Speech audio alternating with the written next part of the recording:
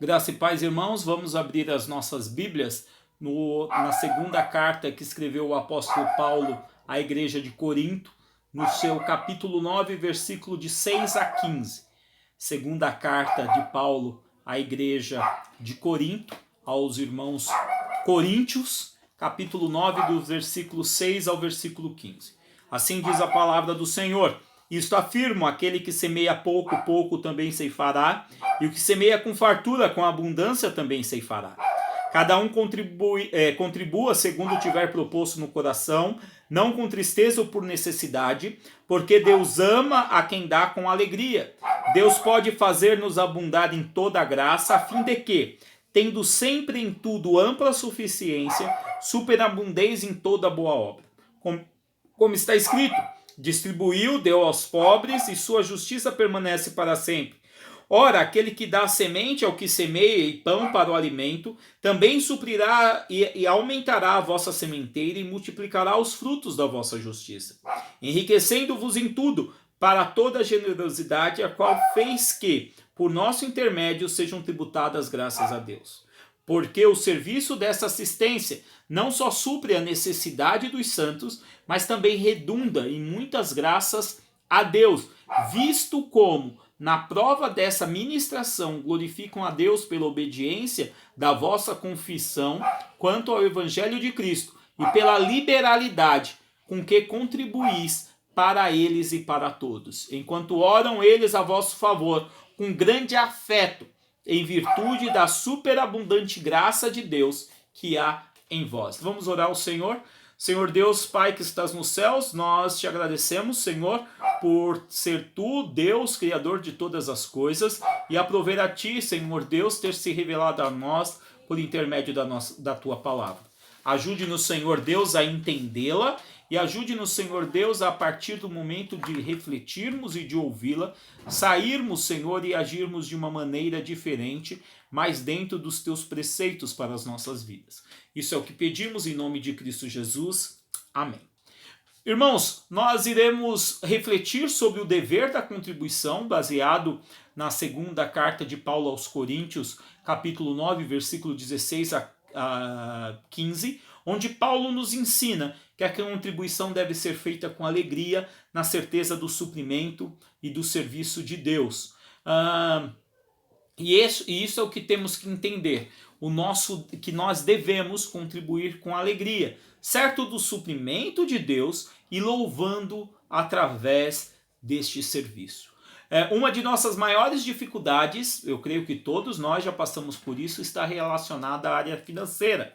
Um dos maiores medos relacionado à epidemia que enfrentamos está ligado aos desdobramentos econômicos que enfrentaremos ao término desta quarentena. Como estarão as pequenas empresas? Como ficarão os menos favorecidos? Quais serão os resultados reais do fechamento do comércio? Essas indagações preocupantes têm que nos chamar a atenção quanto ao nosso papel enquanto cristãos de auxiliarmos aos necessitados. Este problema, irmãos, do auxílio é um problema enfrentado pela Igreja de Cristo em vários momentos da sua história, eu diria até ano após ano. Por quê? Porque várias pessoas entendem a contribuição de maneira equivocada, acreditando que a contribuição, os dízimos, as ofertas e demais contribuições à igreja, elas são pesadas aos irmãos, ou que são uma maneira de enriquecimento ilícito de igrejas e de pastores. Óbvio que os últimos 30 anos nos mostrou em nosso país pastores e instituições religiosas que se baseiam dentro dessa barganha econômica, que fizeram do seu discurso financeiro o seu carro-chefe para os seus ministérios, ou pior, fizeram um nicho de mercado, pessoas que estavam financeiramente abaladas. Mas quando nós olhamos para o texto de 2 Coríntios 9, do 6 ao 15, nós observamos que a perspectiva descrita por mim acima, dessa falta de coerência no que é contribuir ao Senhor, não é correto, pois os cristãos necessitam entender que contribuir é um dever, e aqui cabe um parênteses, não um dever relacionado a um dever que levará a consequências ou levará a punições nefastas, né? Que faça com que eu tenha que contribuir de um jeito ou de outro, ou Deus me castigará, como diz estes homens, mas é um dever porque ele me leva a entender que, além de ser uma ajuda aos irmãos necessitados, o contribuir é também um ato de louvor a Deus que evidencia o nosso cristianismo, né? O texto que lemos, o apóstolo Paulo ensina aos irmãos da cidade de Corinto que suas contribuições, quando são feitas com alegria, demonstram a bênção de Deus sobre eles e que eles estão superabundando em graça, exercendo o ministério da contribuição de forma liberal. Então eles dão e o Senhor tem superabundado, o que faz com que eles contribuam ainda mais. Observando este texto ainda, irmãos, nós veremos que aqueles irmãos lá na Caia, lá em Corinto, no começo da era cristã, como nós hoje, temos a necessidade ou o dever de contribuir, mas também há bênçãos provenientes desta contribuição.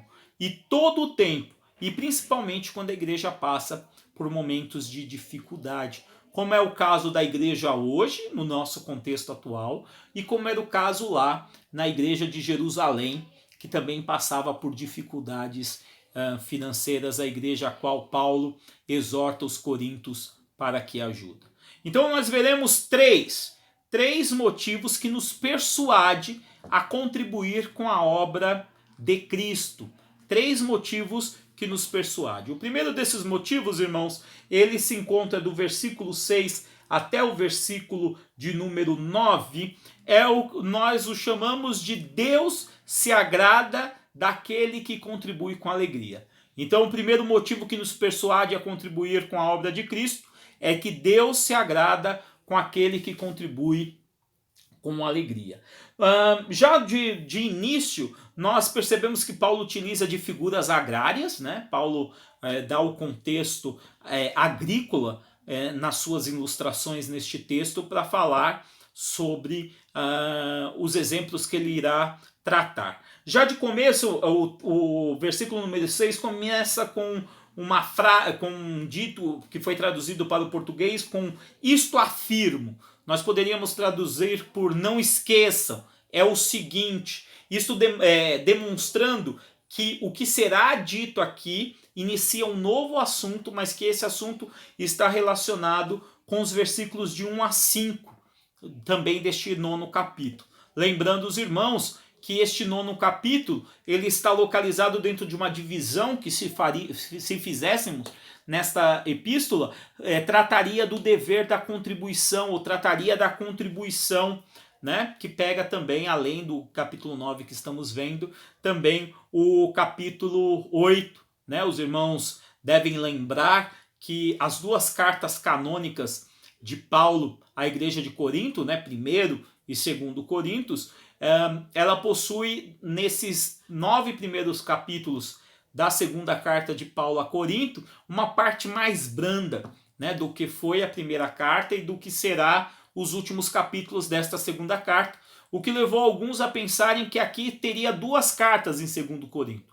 Nós entendemos, seguindo uma posição majoritária, que não são 2 cartas, seria apenas uma carta escrita por um pastor, que em um momento trata de forma pastoral a sua igreja, né, cordial para tratar e incentivar a igreja, e sendo mais enérgico na hora de exortar contra falsos adversários, que é o que vai acontecer nos capítulos finais desta 2ª carta.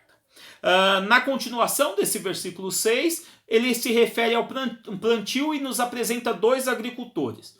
Um agricultor que tem cautela na hora da semeadura, podendo nós inferirmos que esta cautela se deu pelo receio de como será o período da chuva, ou de como estará o valor do produto no momento da ceifa, óbvio, utilizando movimentos de compra nosso. E aí ele utiliza pouca semente. O que vai resultar desta pouca semente é que ele também ceifará pouco. Né? Aquele que semeia pouco, pouco também ceifará. Aquele, porém, que confiou no que ocorreria e utilizou uma quantidade maior de semente na hora da colheita, terá mais o que colher, pois é o resultado da sua confiança nas intempéries, vamos assim dizer. Ele confiou mais, depositou mais semente. Este texto, irmão, ele tem sido usado por muitos pastores e muitos segmentos protestantes brasileiros, né? Não chamarei de protestantes, neopentecostais brasileiros, que defende uma teologia da prosperidade, que utiliza esse texto como uma forma de tentar o Senhor e de usurpar as contribuições de seus seguidores ou de seus adeptos. Este texto é distorcido porque esses homens entendem que Deus tem que retribuir a colheita de acordo com o número de semente que for lançada, e não é isso que o texto diz. O que o texto nos mostra são dois homens que semearam, mas óbvio que aquele que semeou menos vai colher menos, e aquele que semeou mais colherá mais. O texto que nós observamos, esse texto que nós temos em tela, vamos assim dizer, ele fala de um ato de fé, tanto do que plantou bastante, quanto do que plantou pouco, porque dois eles estavam esperando naquele que iria prover o crescimento de suas sementes, que é o Criador. E isto fica muito claro, o argumento ele se desdobra no versículo 7, quando Paulo fala da liberalidade do coração. Não há uma estipulação de valores no versículo 7. Não há uma competição para ver qual dos dois era o melhor. O que há, sim, é um coração liberal, que ajuda conforme proposto, não com tristeza ou por necessidade, antes com alegria. Não há neste coração uma barganha com o seu Senhor. Eu dei muito, então tenho que colher muito. Não. O que há sim é um coração alegre, como o texto diz. Cada um contribua segundo tiver proposto no coração, não com tristeza ou por necessidade. E a complementação do texto é porque Deus ama quem dá com alegria. Se nós entendemos, irmãos, que Deus ama quem dá com alegria, nós vamos entender que quando nós damos com alegria, nós estamos imitando o próprio Senhor, que nos deu seu Filho liberalmente, sem que o merecêssemos. Essa é a maior manifestação de amor do nosso Deus, que é Cristo Jesus, nosso Salvador. Deus nos é apresentado como um Deus de amor neste texto. Quando Cristo nos foi dado, não havia, se é que eu posso usar essa temporalidade humana para descrever Deus, não havia em Deus um desejo ou uma necessidade de retribuição. Pois Deus ele é autossuficiente em si mesmo, é um Senhor imutável. Ao tomarmos o Senhor, por exemplo, em nossas contribuições, o que nós vemos? Nós vemos que nós devemos contribuir com amor e não com um desejo de retribuição, como esses homens tentam usar. Este argumento continua no versículo 8, quando nos é demonstrado que Deus pode fazer-nos abundar em toda graça. Esta graça alcançada em Cristo de Jesus, de sermos imitadores e de estarmos dispostos a ajudar, nos leva a termos o suficiente para superabundar em boa obra.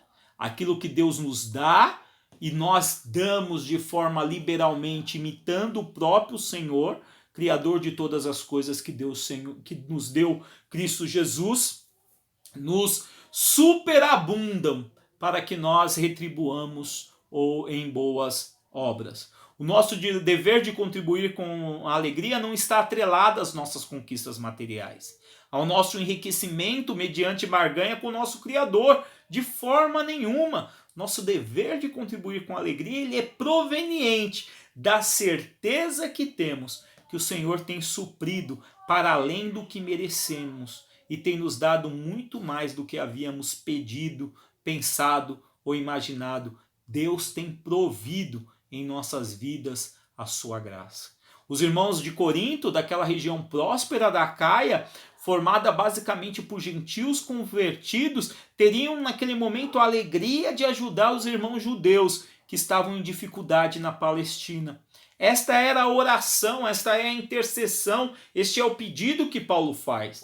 E que eles entendessem a necessidade daqueles judeus que naquele momento eram pobres, Muitos desses que nem queriam que o evangelho fosse pregado para os gregos, para os gentios, mas que agora receberiam a ajuda dos coríntios, que estavam superabundando em graça para fazerem boas obras. Desta forma, irmãos, tem que estar claro que nossas contribuições devem ser motivadas pela alegria do Senhor, que nos dá condições de ajudar irmãos afetados pelas mazelas na qual a nossa nação se encontra e que foram desprovidos de bens básicos e de acessos a serviços essenciais.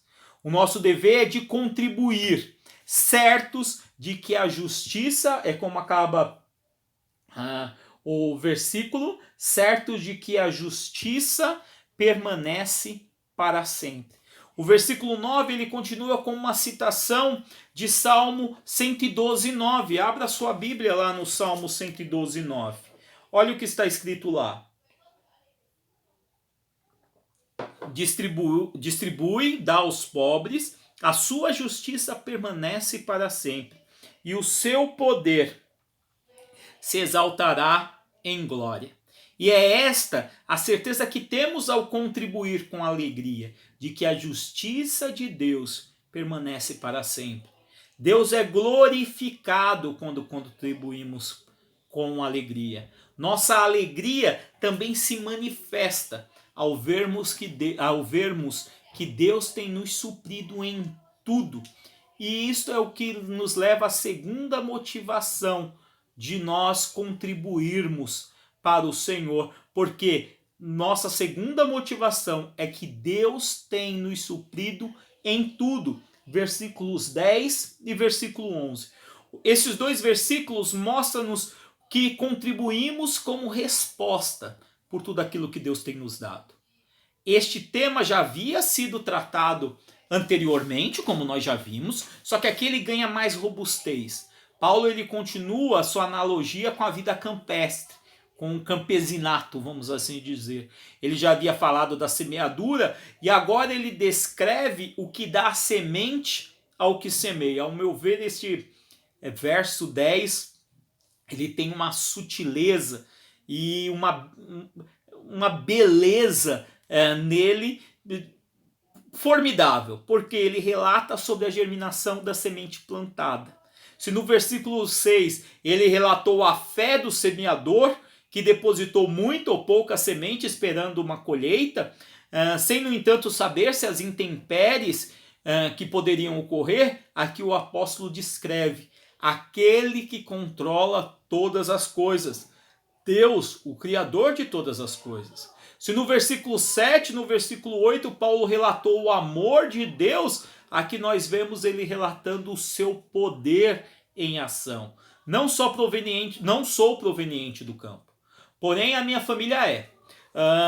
Quando eles vieram para o Sudeste, foi em meio à grande seca que se abateu no Nordeste, no fim da década de 1950. Meu avô, quando vivo, ele relatava a dificuldade que era lançar a semente sem ter a certeza da colheita. Gastar o dinheiro do empréstimo rural para comprar semente e vê-la secar e morrer sobre a terra seca. Até que o Banco do Nordeste, quase no final da década, tomou as terras da família e eles tiveram que migrar. O cenário apresentado por Paulo é outro, não é este, de tomada de terra, de perder todas as coisas. É de quem tem uma colheita farta, pois o Senhor fez aumentar a sementeira, encheu os celeiros, fez com que houvesse prosperidade, e essa prosperidade não é mesquinha, não se acanha de abrir as mãos e ajudar o desvalido, pois é o Senhor quem tem nos suprido e quem tem enchido, e esta realidade fica claro aquele que semeia. O Senhor é quem dá a semente, o Senhor é quem faz florescer a colheita. Todo o processo provém da sua soberania. Somos apenas mordomos de tudo aquilo que Deus tem nos proporcionado. Desta forma, meus irmãos, nós não podemos negar as nossas contribuições. Seria muita ingratidão da nossa parte. O não valorizar o que Deus tem feito por nós seria lançar fora os benefícios que nós temos recebido do nosso Criador. É nos acharmos autoprovedores, o que cairia em uma idolatria da nossa parte. Nós acharmos que nós, por nós mesmos, nos bastamos.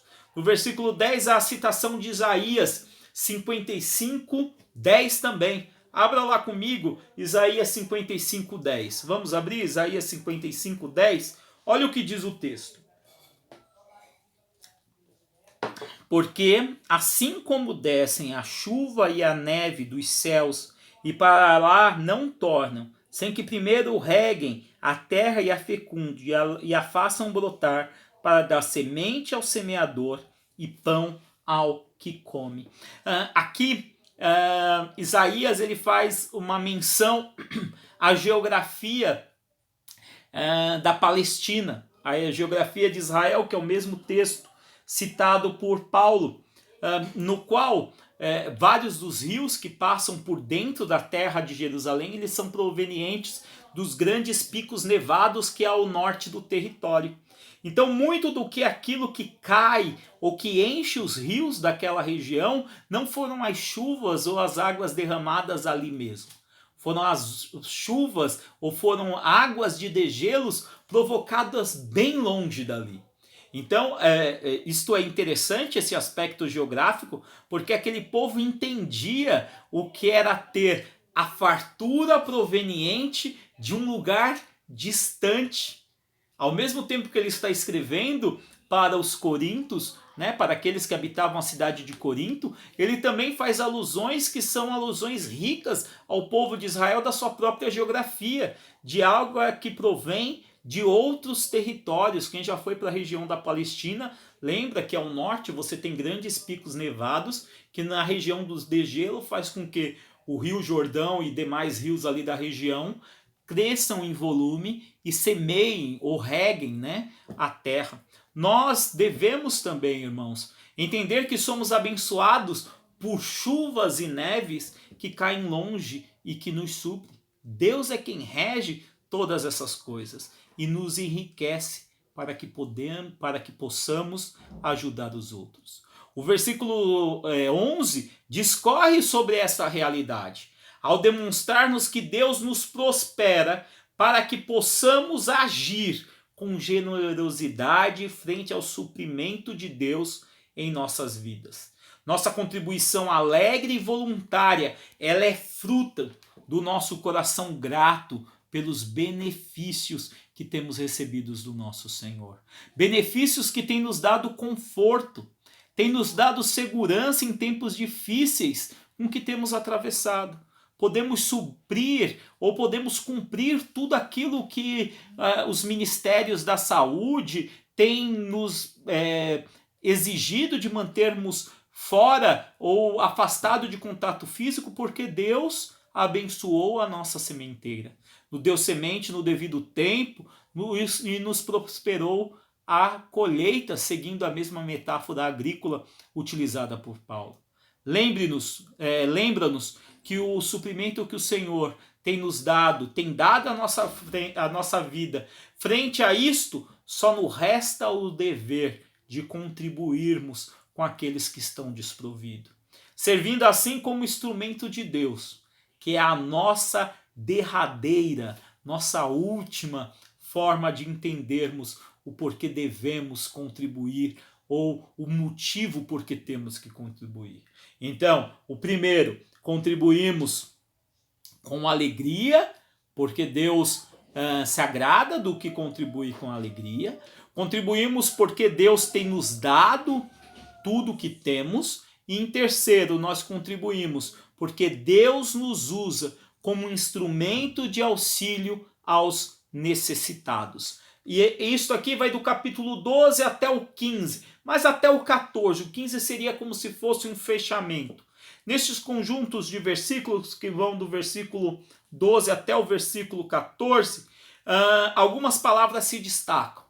Serviço, assistência, suprir, dentre outras. Paulo mostra como a ajuda, o serviço, a diaconia, é o termo usado aqui por Paulo, né? O ato de ajudar, o serviço, o ato de servir. Paulo demonstra como a diaconia dos coríntios aos irmãos necessitados de Jerusalém eram bem-vindas, pois tanto faziam deles instrumentos do serviço de Deus, como gerava no coração dos necessitados gratidão para com o Senhor. Então, uma mesma ação gerava dois resultados. Gerava o serviço, a diaconia do que contribui, mas gera também gratidão no coração daquele que recebe. Quando cumprimos o dever de contribuir com alegria, demonstramos nossa gratidão. Quando cumprimos o dever de contribuir com alegria, demonstramos nossa gratidão por tudo que Deus tem feito em nossas vidas e somos instrumentos do auxílio daqueles que necessitam de socorro. Voltando ao exemplo que eu dei de minha família, quando meus avós perderam suas terras para o Banco do Nordeste, um parente nos ajudou a migrar para São Paulo. Primeiro veio meu avô de navio, saiu do porto de Maceió, rumo ao sudeste. Ao chegar lá, ele ficou rumo a Santos. Ao chegar em Santos, ele ficou hospedado na casa de alguns irmãos de igreja, por 10 dias aproximadamente, até o momento que subiu para São Paulo, onde começou a trabalhar na mesma firma do tio que havia pago pelas passagens para que ele viesse, um tio-avô meu, já falecido também, no mesmo lugar onde ele trabalhava. Isso era meados, quase final de 1959. 1961, no início de 1961, meu avô consegue o dinheiro para mandar buscar o resto da família para São Paulo.